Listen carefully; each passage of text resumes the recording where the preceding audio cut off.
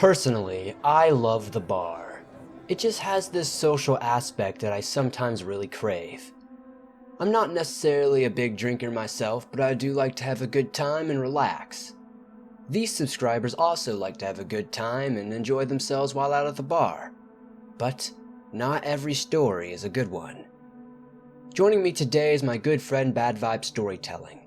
He helped me read story number 2, and if you enjoy his voice, be sure to subscribe to his channel. You can find the link in the description down below. Also, a few of these stories are actually my personal creepy experiences at the bar. I will say up front, they're probably not the scariest stories ever, but I hope you guys enjoy them. If you have a story you would like to share in the future, be sure to submit it at swampdweller.net or the email you can find in the description down below. I would love to share your story with everyone here in the swamp. Stories like yours that keep this channel going. Now, let's get into these allegedly true, creepy bar stories.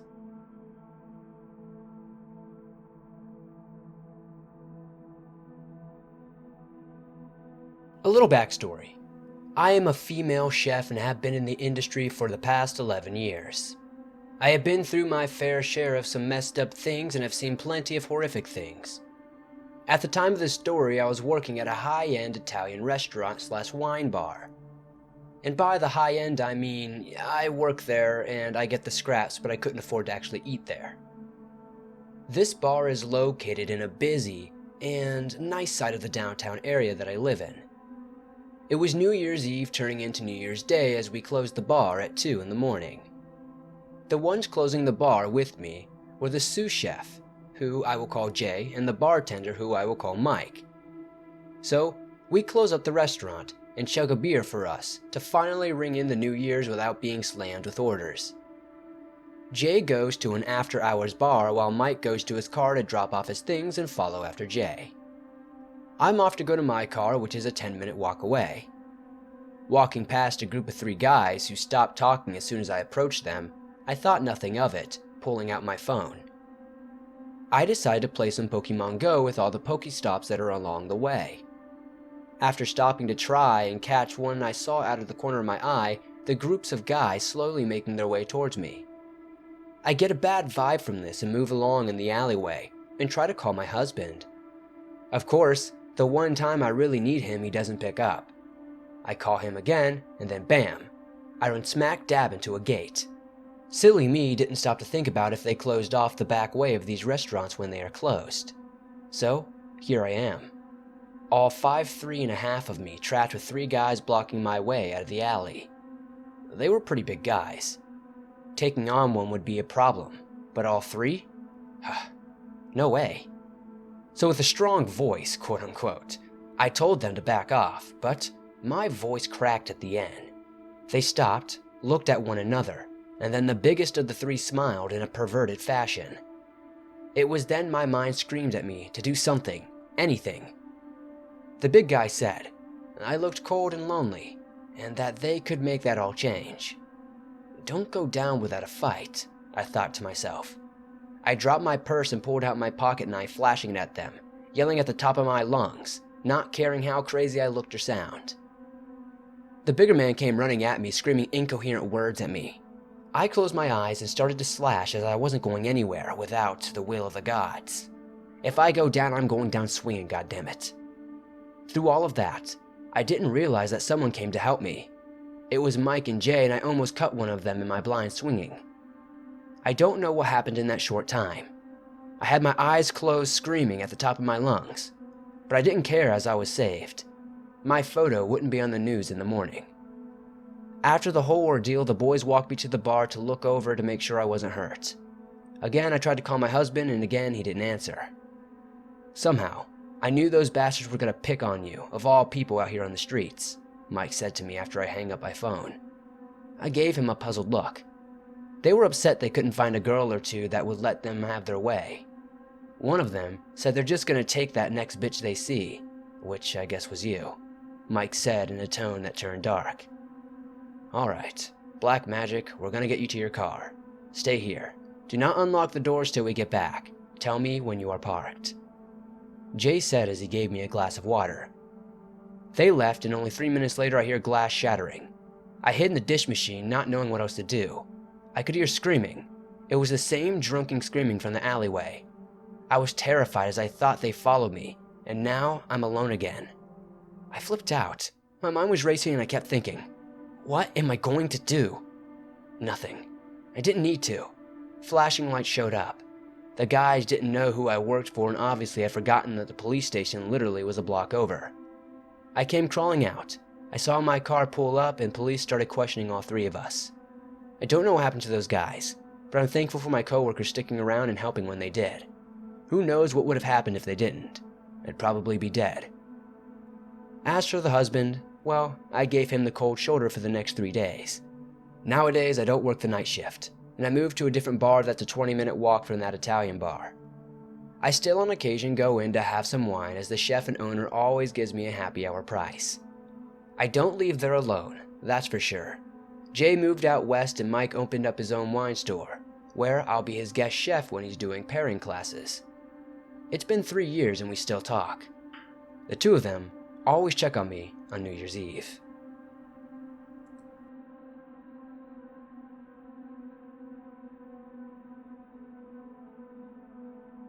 I was in Mexico at a bar called Mr. Clown's. I had to pee, so I went to the restroom. When I walked in, it was empty. It was a small restroom. 1 door, 1 stall, 1 urinal, and 1 sink. Nobody was in there. I did my business, and it took maybe 30 seconds at most. When I turned around, to my surprise, I see 2 dudes just going at it. Now I should note, I have no problem with who someone chooses to love. This is not, ew, gross, gay guy story. In fact, I have no problem with these dudes doing their thing, other than the fact that I wanted to wash my hands, but the sink was otherwise occupied. Here's where it gets weird. I head back to my table and begin to tell my friends what just happened. As I relay the story, I keep waiting for these dudes to come out of the restroom, which we can clearly see from our table, so I can point them out. As I'm telling my friends, it starts to dawn on me that the timing's all wrong. I didn't hear the guys enter the restroom or make any noise. It was a small room. It wasn't like these guys were sneaking. They weren't just getting started when I turned around. They were at full stride. That process is not a silent one. I would have noticed 2 dudes walking in on my heels and immediately starting to screw less than 6 feet away from me. At this point, there's still nobody walking out of the restroom. 10 minutes go by, and my friends have gone from waiting to see who walks out to thinking I'm pulling a fast one on them. So a friend and I get up and walk back over to the restroom. Nobody's in there. It's empty. We were watching the whole time, and nobody left. My drunk buddy immediately says, "Dude, ghost." To which I asked, "Gay ghost? Gay exhibitionist ghost?" We took this suggestion back to the table, and another drunk friend suggested maybe these were the ghosts of some gay guys who were tragically gay bashed, and this is how they haunt the location of their murderer. It'd certainly be justice of all sorts that would make their attackers as uncomfortable as possible.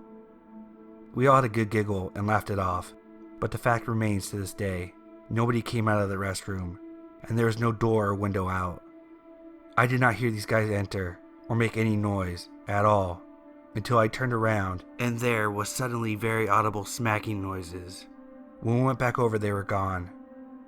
I know what I saw, and I laugh about it to this day, but I also know it doesn't add up, and it creeps me out more than a little.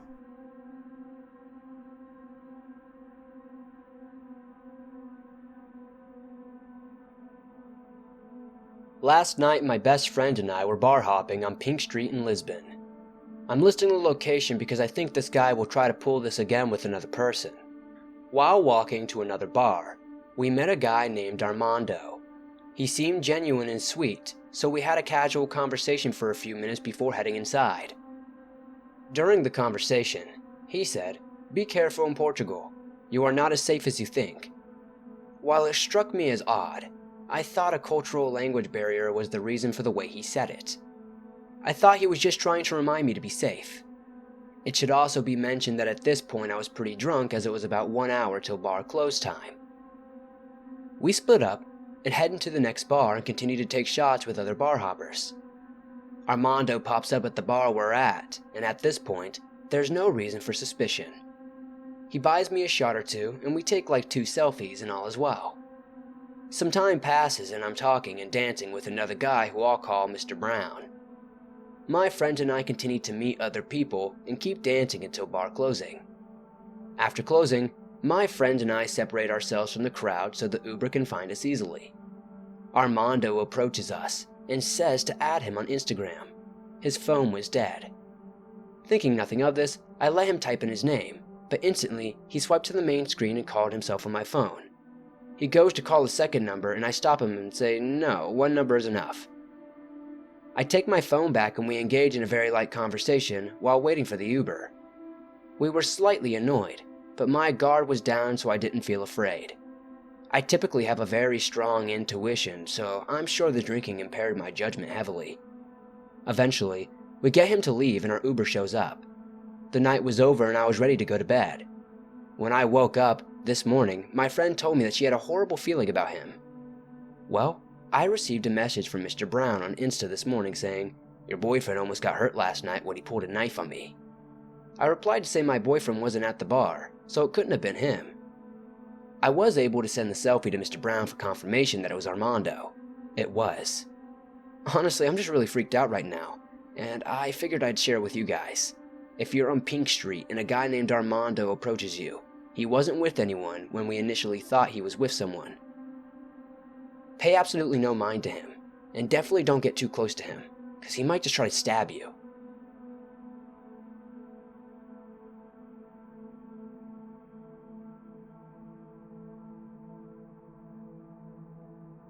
Last Friday, after a particularly difficult week at work, I wanted to meet up with some friends at a local wine bar and art house that we are regulars at. My poetry was actually debuted there and I am good friends with the owner. I texted my friends during the day, and I was thinking that it's going to be fun. I work close to the wine bar, so I head there straight after work, arriving before my friends. I order a glass of wine. I greet the owner who is behind the bar, and there is an older man there who seemed excited to have a conversation, but I cut it short. He seemed intoxicated already, and take it out into the patio to relax. It's quiet at the bar, but by the time my friends arrive, 45 minutes to an hour later, it begins getting really busy. They order their drinks while I get a second one. We find a spot outside of the patio to catch up. A few of their friends join us while chatting with a group of guys who we have never seen before. They try to come up and hit on us as well. They are saying things about how they like the way we look. We shake them off politely and keep chatting. My boyfriend texts and says he would be by in a few minutes to drop something off. He knows the owner, it was a piece of art for the bar. My boyfriend pulls up and drops the item off. I walk him to his car and give him a kiss goodbye. I go back to my friends and they are chatting and having a good time. The group of guys comes up to us again, and we shake them off again. I finish my second drink and my friend asks if he wants to go to the side of the building to smoke a bit. I was down with this idea, so we went to the side, continuing our chatting. My friend was rolling her joint, and this is when I start to feel strangely lightheaded and began having hot flashes, like when you are about to pass out. I remember turning my head to look out towards the road and everything seemed very far away, and then everything went black. I remember bits and pieces of trying to get to the car, and my legs not working. My friends trying to hold me up, and the next thing I remember is sitting on a couch crying with my friend. She tells me that she called my boyfriend to come stay with me, and that they think someone put something in my drink. I notice my legs are scraped and bleeding, but I don't remember falling. My boyfriend stayed with me all night. I remember bits and pieces of it. Most of this being crying, confusion, and being extremely uncomfortable. Yes, I am happy and grateful that my friends were there to notice and got me out of there safely, but I was greatly affected by the way I felt. I don't feel safe anywhere anymore. I feel uneasy. This may be because I have prided myself on being able to take care of myself and my ability to protect myself. This is a place I haven't felt the same. I have had sleep issues and anxiety since this happened as well. My boyfriend wants to bring me back when I am ready so I can have good memories there and experience it in a good way again. I don't know why I'm really writing this other than to attempt to get some sense of relief. If you ever go to the bar or social gathering, always be wary of your drink and who you have around you. Thank you, Swamp, for allowing me to share my experience with you.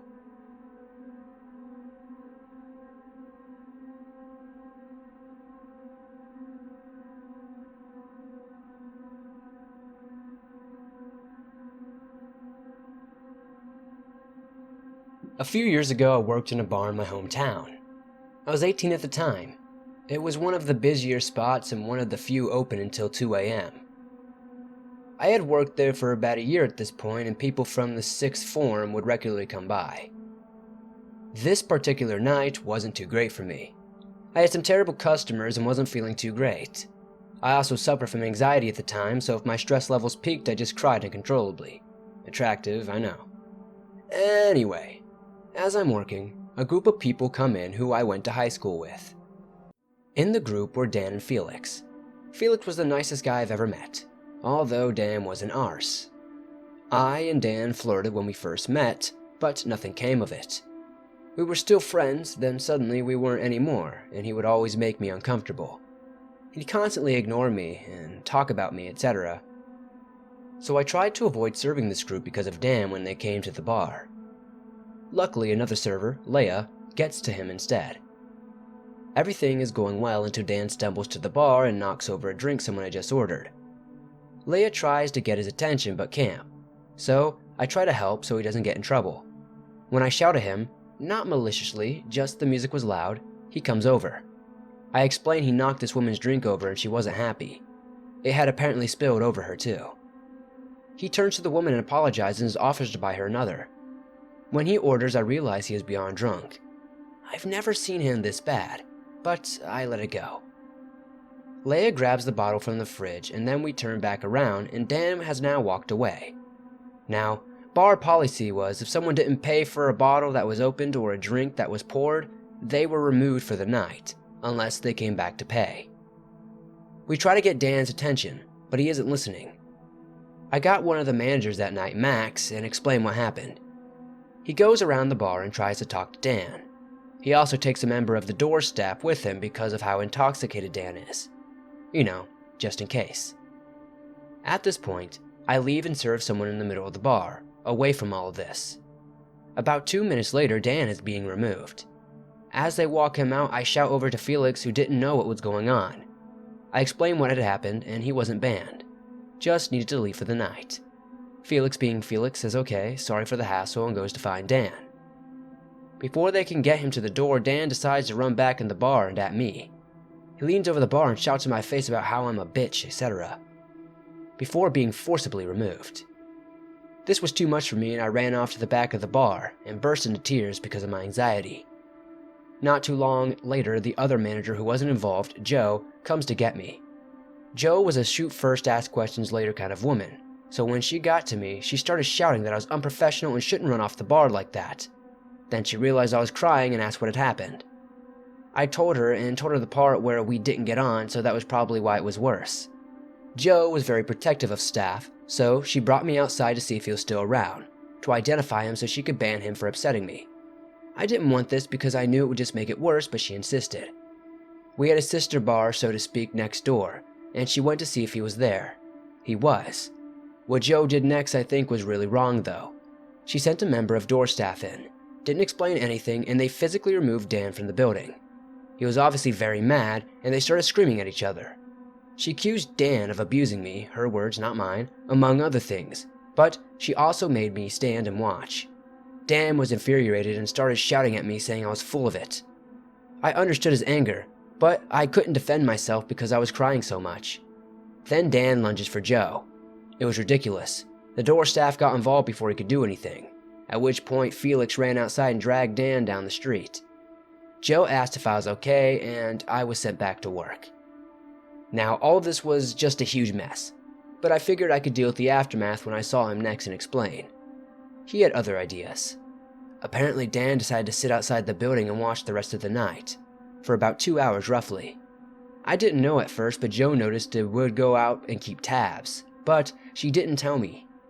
My boyfriend worked at the same bar at the time, and Joe told him what was happening and asked him to work near me in case I noticed. I think she thought it would calm me down. At the end of the night, we cleaned the bar, mopped the floors, etc. before going home. As I'm getting glasses from the windows, I saw Dan and he's staring at me. I don't know what he was going to do or if he was going to do anything at all, but I panic and start hyperventilating. Joe and other staff notice, as it turns out all the staff was aware at this point. They were told to get me in the cellar if he came near the building. I was made to go to the cellar at the end, where I had a minor panic attack. For the first time ever, that night door staff stayed until we all finished work. Then, one of the door staff, along with a member of the bar staff, had to scope the area before I left. Another member of bar staff also drove me home that night when I normally walked. I was so scared. I avoided going anywhere near him at school after that, and after we finished school, I barely went out. He had told all my friends his side of the story, whatever that was, and I was removed from all group chats and they cut off contact with me. He never came back to the bar, and I've only ever seen glimpses of him walking past when I visit home. To this day, I still panic when I see him.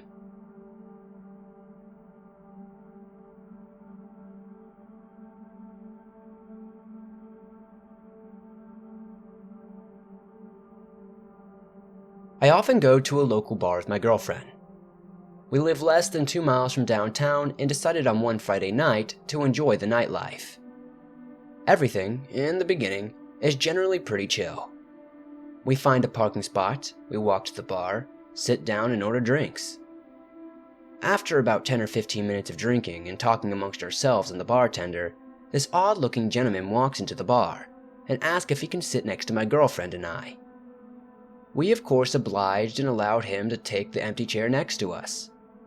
Now, you gotta understand, we were sitting at the main bar, so it's not like we invited him to a private table or anything. My girlfriend, being the nice individual she is, decides to introduce us to him and make some small talk. Everything is going fine until I head to the bathroom. I ended up doing this a few times that night, as for whatever reason, alcohol just seems to go straight through me. As I came back the first time, my girlfriend gave me a bit of a strange look, but I brushed it off thinking nothing of it. As I sit back down, I can hear this guy going on and on about how he hates his wife and wants a divorce, and witness him time and time again fail on picking up every woman who walks by.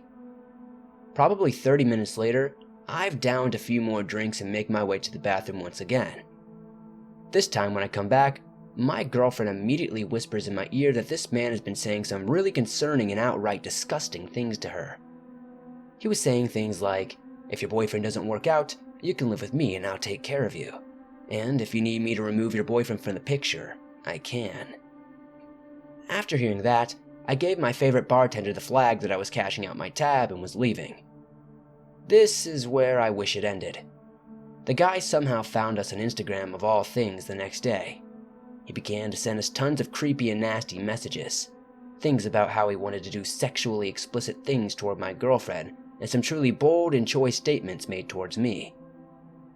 This isn't really the scariest story by any means. Considering the sheer amount of stories I've read on this channel over the years, it was a very disturbing and a creepy experience to me personally though. I have had a few more creepy experiences at the bar, but I don't know how to make them into interesting stories as they sound so mundane in retrospect, but were incredibly creepy at the moment.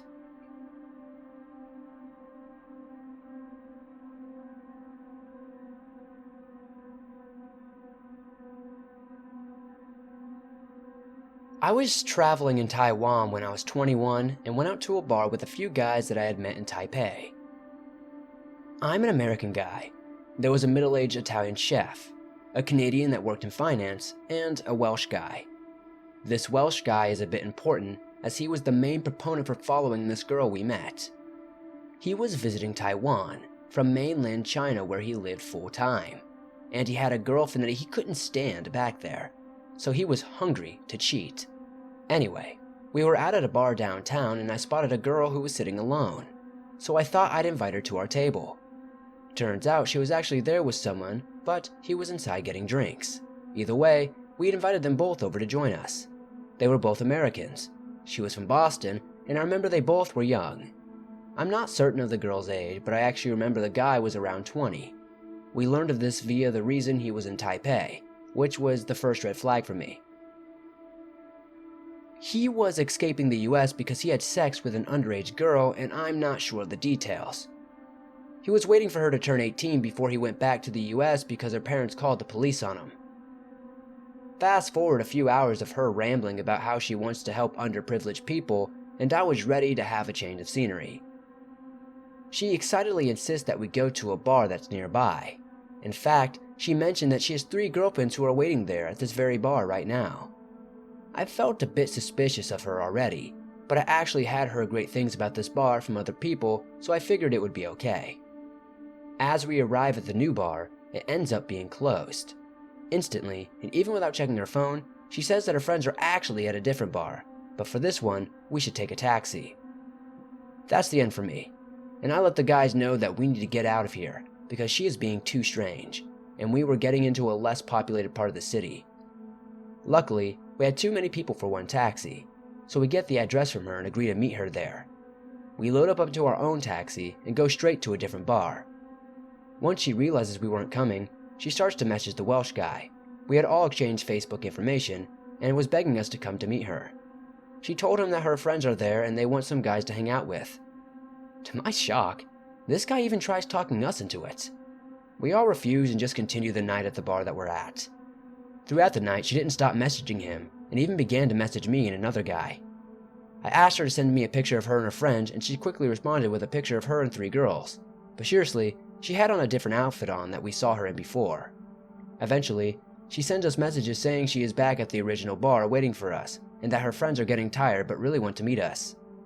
Finally, we convinced the Welsh guy to stop responding and wind down for the night. This gave us the creeps a bit, but the best part happened in the morning. When I was having breakfast, I was recalling the strange girl to a Danish guy I had met.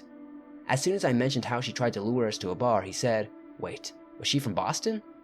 Apparently, she had done the same exact thing to him and some friends the previous weekend. I'm not sure what would have happened if we went along with her plans, but I'm pretty sure it wouldn't have ended well.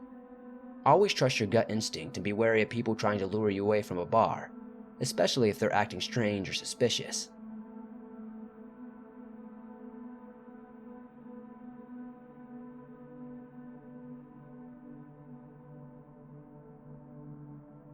This was back in the 1990s.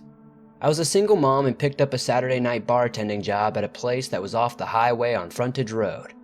Not immediately close to anything, but in between some pretty large towns in the affluent suburbs of North Chicago. This place was hopping after work hours, but sadly, not on Saturday nights, and I'd often find myself alone or with only a handful of customers. This particular night was dark, rainy, and a thunderstorm was raging outside. In walks this rugged, handsome man, windswept blonde hair, crystal blue eyes, nice build, and he sits at the bar. It's just the 2 of us, and I walk over to take his drink order. He orders, I make the drink, and he put out $2.25 on the bar. I hand him the drink and realize that he didn't give me enough money, so I tell him that I need another quarter. The drink is $2.50. Mind you, we are alone in this good-sized bar. It's a dark night, and thunder and lightning are raging outside. It's not close to any other businesses that I could run to or where other people might be able to help me out. He looks me straight in the eye and calmly says, "I'm Satan. Tell me what you really want. I can give you anything you want. What is it that you really want?" At this, I'm shaking in my shoes. Not sure how I even mustered up a response, and I looked back at him and said, "I want another quarter for your drink, and I want you to stop being scary." He gave me the quarter, downed his drink, and left. I had to close up alone, and believe me, I was on edge until the following morning. I didn't work there much longer after that. Seeing Satan once was enough. I wanted to add, he had the most unusual and beautiful gold pendant on. It was an ornate octopus, and now that I read a lot about conspiracies and high strangeness, the octopus symbolizes the Illuminati. The bar was close to, but not in a very affluent Chicago suburb. I can't help but wonder who he actually was, or worse, what he was actually up to.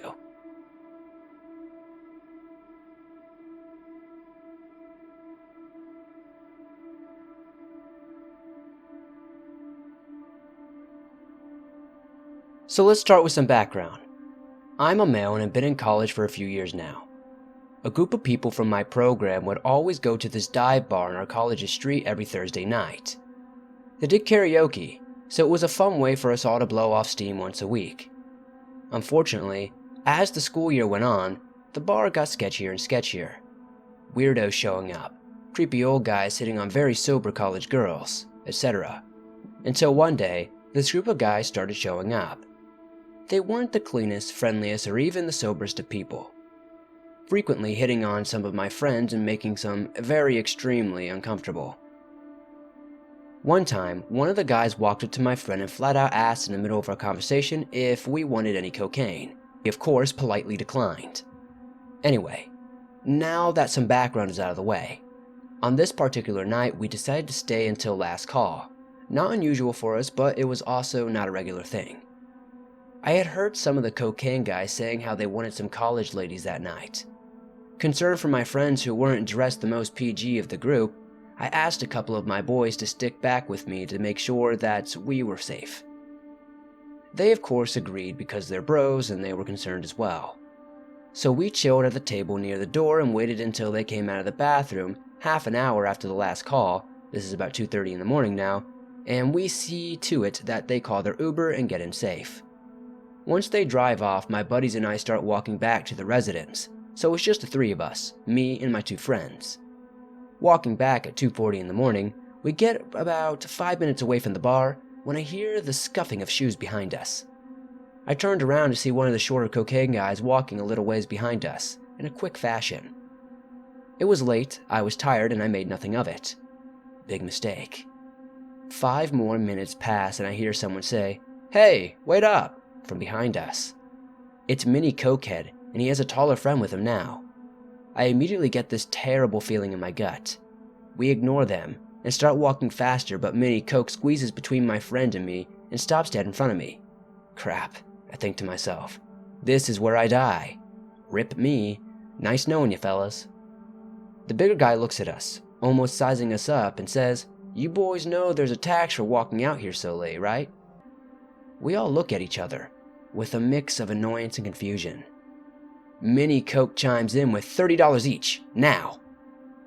Now, with us being poor college students, we don't carry cash on us, and we made that known. "Give us your wallets then," the big guy said. We lied through our teeth saying we didn't even have those on us either. So big guy puts his hands on my buddy's shoulders and says, while pointing down to a very poorly lit street, "Then you don't mind if we pat you down over here, do ya? You're not carrying wallets, so there's nothing to worry about, right?" Of course, I mind you, weirdo, leave us alone. My buddy had the same idea because he shoved the guy's hands off his shoulder saying, "Nope, not gonna do that." Then the big guy out of nowhere grabs my buddy by the throat and punches him square in the jaw. My other buddy tackles the big guy off him, while Mini Coke jumps on his back.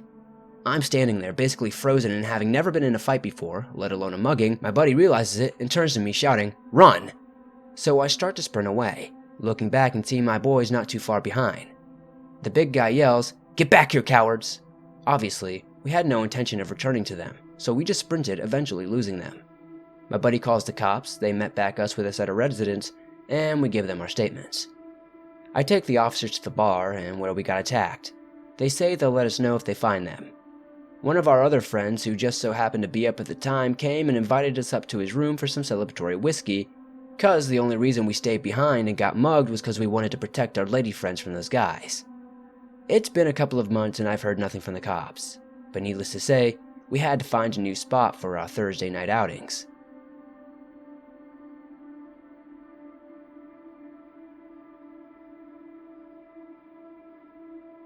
This happened last year in 2018. This happened to my cousin, so I'll be telling it through her perspective. She and her boyfriend are sitting in an old bar in Chicago enjoying a drink. There are a few people milling about, a substantial space with pool tables, pinball machines, etc. It's not a huge crowd. She keeps seeing this little girl in a very old-timey dress with a huge bow on her back, going around the patrons. She says to her boyfriend something to the tone of, "What a cute old-timey dress. I wonder what kind of performance is going on here." And he replies that he sees nothing. So she chalks it up to some mistiming. This happens a couple of times.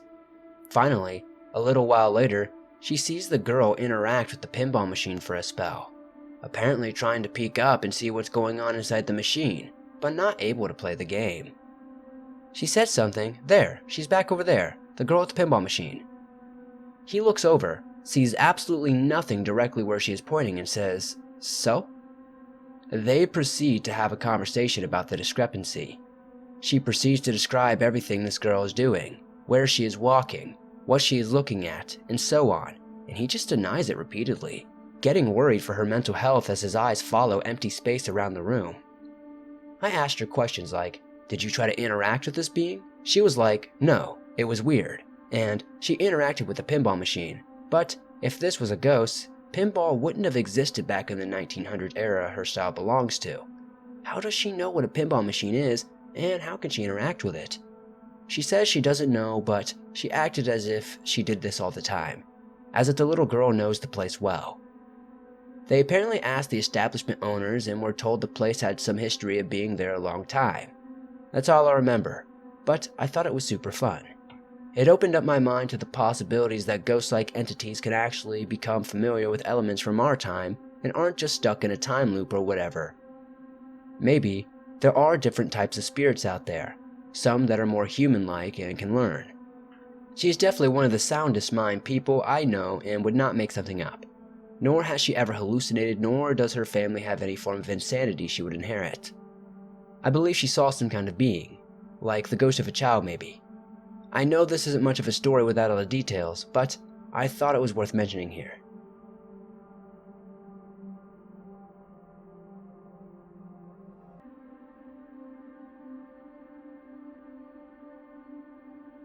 Thanks for listening to these allegedly true, scary stories from the bar. If you enjoyed them, please hit that like button as it helps me out a ton. And if you're new to the channel, hit that subscribe button and turn on notifications, as I upload new videos almost every single day, and all things natural and supernatural. I hope you enjoyed these stories as much as I did reading them. Hopefully, you'll enjoy my personal story that was in this collection. Again, my good friend Bad Vibe Storytelling helped me out a ton by reading story number 2. If you enjoyed his reading, definitely check out his channel.